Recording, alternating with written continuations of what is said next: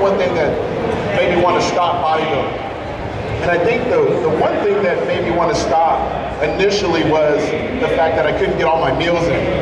It was very difficult because I was in the 5th year of college at the University of Denver, and I was having a very, very hard time, you know, how am I going to eat every 3 hours? I thought that was impossible. So I had to learn that sometimes I'm going to have to take my food with me. But the biggest thing that made me want to quit was socially. You know, my friends and family, like I wasn't able to hang out with them the same.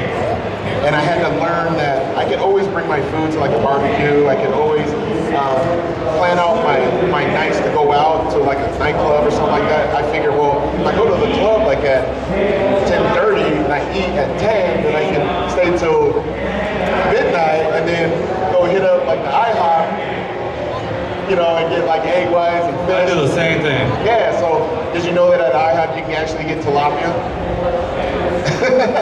So I mean, like, these are the things that you start learning, right? But I would say socially, that was the hardest thing because not all my friends really understood, you know, none of them really understood bodybuilding because none of my friends at that time were bodybuilders. They were basketball players, so they don't eat every 3 hours. They don't, you know, they're not drinking 2 gallons of water. They're, you know, drinking beer, using Skittles and all this other stuff.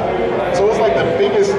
I remember one time I was going to a basketball game and I was getting ready for the Arnold Classic. It was my first time getting ready for Arnold Classic, and I had to actually, I cooked my fish and I double wrapped it in plastic and put them in my Jordan pants, and I actually had them at the game.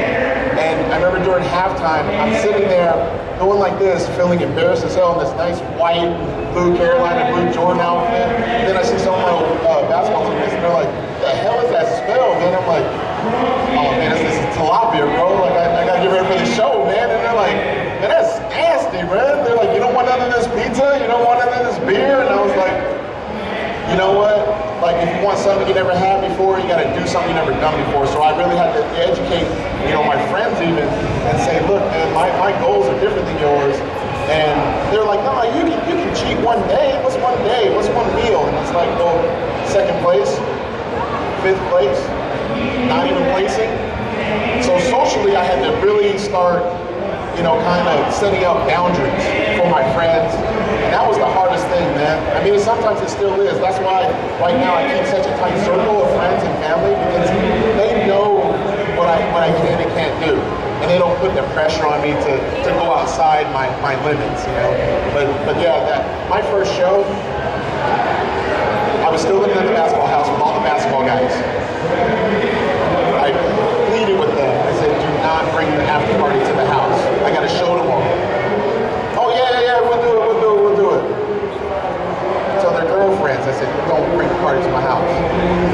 They brought the party to the house. I slept in the garage. I got no sleep. They were playing techno music